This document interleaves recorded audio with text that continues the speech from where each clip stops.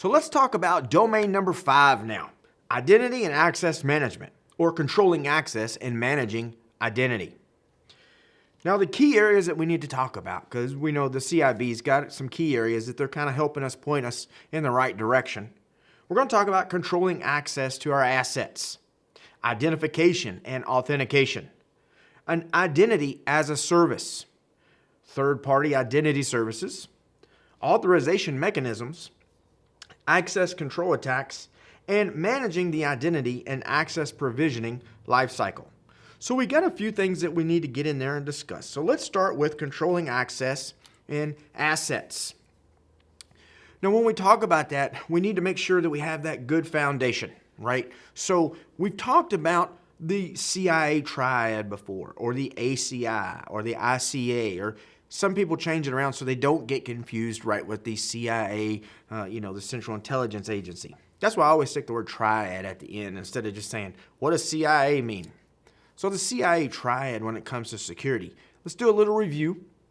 Confidentiality, integrity, availability. All right, we should have a pretty good handle on these now that you're at this point in your certification, going for CISSP.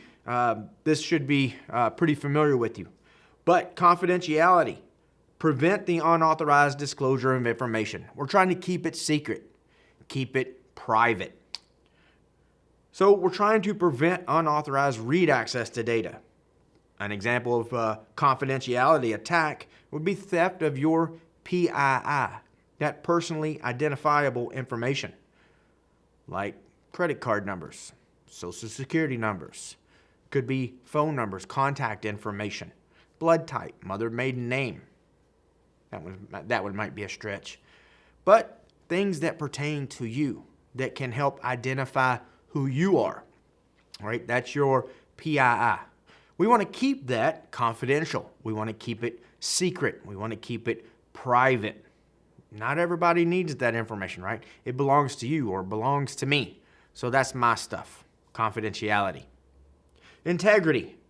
Now we are trying to prevent the unauthorized modification of information. So there's security models out there that protect our information, right? The modification of that information. So in other words, integrity seeks to prevent unauthorized write access to data. So you can't write anything to this data. You can't modify it in any way. It doesn't have anything to do with reading it. That's confidentiality, because that's where we're trying to keep it private. Integrity seeks to stop or help prevent the unauthorized writing access to data. So we can't modify it. It's intact. It's the way it's supposed to be and how we intended it to be when somebody else gets it or how we received it. And then availability. Again, probably the easiest of the three. Information is going to be available when you need it. Is the data there? Are the services there? Systems need to be usable. They need to be available for normal business use, production use in your organization, in your small office, home office, in your huge corporate enterprise. However you want to look at it, you have to have that availability.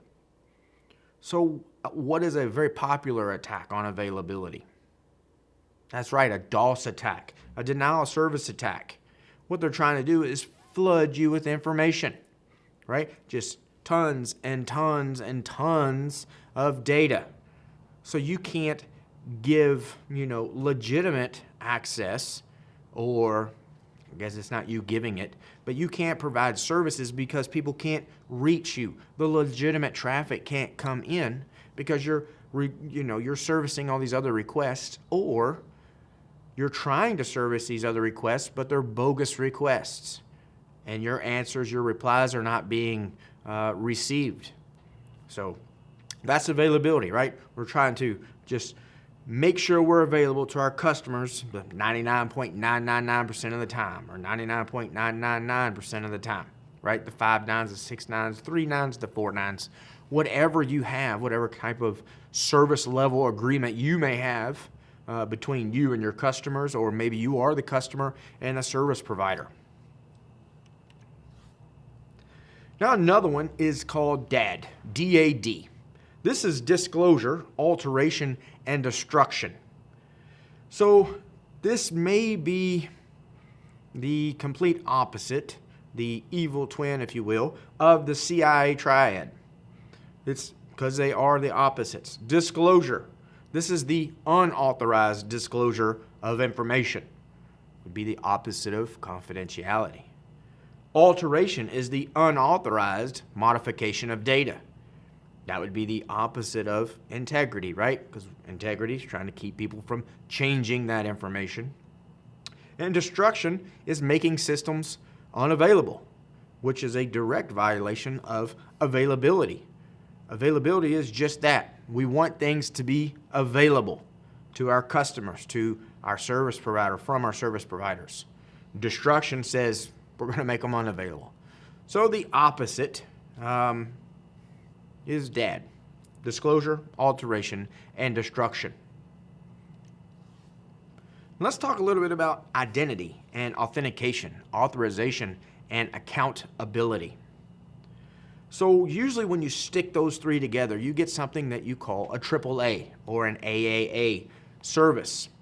So this is the cornerstone concepts of AAA: authentication, authorization, and accountability. Now, left out of the AAA acronym is one that we have to actually have beforehand. That's identifying, right? We have to be able to have identification before I can authenticate you. It's just plain and simple. I have to know who you are before I can authenticate who you are. So, but we usually just leave that out, right? Because that's kind of a given. Your identification. You put in your username. That's your identification. Your password is going to be the authentication. And then once they compare your identification with your authentication, you are now authorized to do something. So identity and authentication, identity is a claim, all right? Saying I am somebody, right? I am David. That is me. But identity alone, I mean, it's only as good as my word, right? There's weak. It's weak. Could be considered weak. There's no proof. As far as you know, my name could be Jack or Sam or Billy. You're just taking my word for it. I walk up to somebody that doesn't know who I am, and I say, "Hi, my name is Steve. How you doing, Steve?" They don't know any different. They have to take my word for it, right? That is identity. Pretty weak because there's no proof. You can just say you are who you are. But proving an identity is authentication. So let's say I go to check in a hotel and I say, "Hey, I'm here, I have a reservation." And they say, "What's your last name?" And I drop a last name and they start to look and they say, "Oh yeah, we have you reserved in the presidential suite." You know, and I may have overheard that. But then the next thing they ask me for, they say, "Can we have some identification?" So I have to give them my ID, which now has my name and my face on it. So that's a form of authentication. They're going to look at it and say, "Oh, okay, yep, that's you. I'm authenticating you." Now, yeah, I know I could have a fake ID and blah, blah, blah. But in everyday terms, right, that would be authentication. So we authenticate the identity claim. As I say, I am who I am. Here's my driver's license that proves it. Now, we can also use like passwords, right? We use passwords. We use PIN numbers. There's a plethora of things that I'm trying not to give away right now because we're going to talk about them here in just a second. But passwords is very common. You sit down at a computer. You go to log in. You put in your username, your identity. I am Mark, right? So you just type in Mark. Your password, though, is what's going to authenticate you. It's going to prove to the authentication mechanism inside of your computer that you are who you say you are. Or you have somebody's identity and you compromise their password. That can happen too, right? People steal passwords all the time. We're going to talk about some of those attacks a little bit later. But that's authentication. What about authorization? Once you become identified and you are authenticated by the system. Now you are authorized to do something. Read, write, execute files or programs. So authorization describes the actions you can perform on a system once you've been identified and once you've been authenticated. So once they understand that, then, oh, okay, you have access. You are authorized to do this. Now, once we start authorizing people and they start doing their job or whatever it is that they're doing, we have to be able to hold them accountable. That's where accountability comes in. We hold them accountable for their actions on what they did or what they didn't do. Now, we typically accomplish this by logging and auditing data of what's going on our networks, on our servers, on our workstations, on our laptops. We have a trail, if you will, an electronic trail that we can go back and see what's going on. Now, it's not going to stop them. All right, it's more of a deterrent, I guess, for some, right? It's like locks on the door. Remember, I think I mentioned that locks keep, the honest people out. Well, accountability keeps the honest people honest. It's not a mechanism that we put in place like a technical control, like a firewall that's going to block traffic. Just being held accountable, some people may, well, I know they can see what I've done, but I don't care. Or maybe they're just not going to look, and I'm not going to worry about it. So if it's a dishonest person with malicious intent, again, accountability is not going to stop them. It may deter them a little bit, but we're going to use it as a detective tool later. So some more terminology that we need to know that I don't think we've covered up until this point. Non-repudiation means users cannot deny, they can't repute having performed, say, a particular transaction. Non-repudiation takes authentication and integrity. All right, combines those two together. Also, it authenticates that the identity of the user who performs a particular transaction, and it ensures the integrity of that transaction. That's why it can combine, or they say it combines authentication and integrity. Means we cannot deny. So, like if I digitally sign an email and I send it over to you, and later they're like, well, he sent me an email at 11 o'clock. I mean, no, I didn't. Be like, well, yeah, you did. You digitally, here it is right here. You digitally signed that.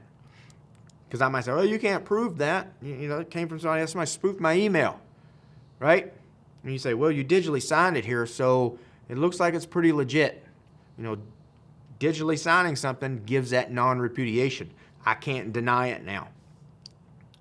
And what about least privilege or need to know? We've talked about least privilege a little bit.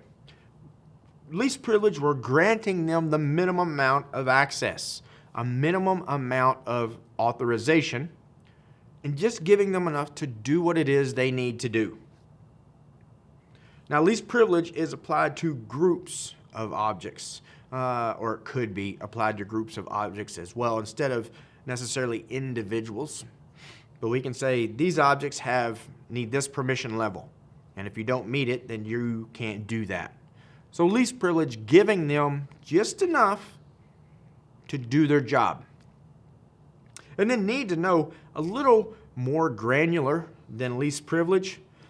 Just because you may have a particular title and you have a particular rank or hierarchy in the company, least need to know, says, well, yes, I understand you run this department, but this is, you might hear, above your pay grade, right?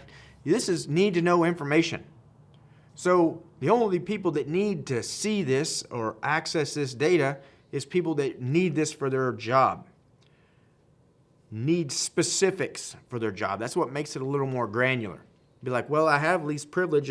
This covers this area, but this may be labeled as need to know. So just the people in that particular part of the department, that particular group, can access that data. Subjects and objects. We haven't talked about this one yet, but subject is an active entity on a data system. Now, most examples of subjects involve people accessing data files. They're going in and getting something out. Now, running computer programs can also be subjects because sometimes you have computer programs talking to other computer programs. Instead of just me sitting at the computer and accessing data, computer programs that we have on there can go get data as well, right? Call data and manipulate that data as well. So an object is any passive data within inside the system. Now, objects can range from databases to text files to audio, video, whatever it is that we want in there. They're passive within a system and they don't manipulate other objects. That's a subject. So subjects interact with the objects. And then defense in depth. I have mentioned this quite a few times. This applies multiple safeguards or those controls. Remember we talked about all those controls like firewalls, IDSs, IPSs, and the data is down here, right? We're trying to build layers upon layers before the attacker can actually get to the good stuff. Now, any single security control may fail along this way, but by deploying multiple ones, we're hoping to improve our confidentiality, our integrity, and availability of that data. Because we want different layers. If you break through one, maybe you won't get through the next one. You break through the next one, maybe I'll stop you on the next one. Hopefully I can prevent you from getting all the way to the data. Sometimes it happens though, right?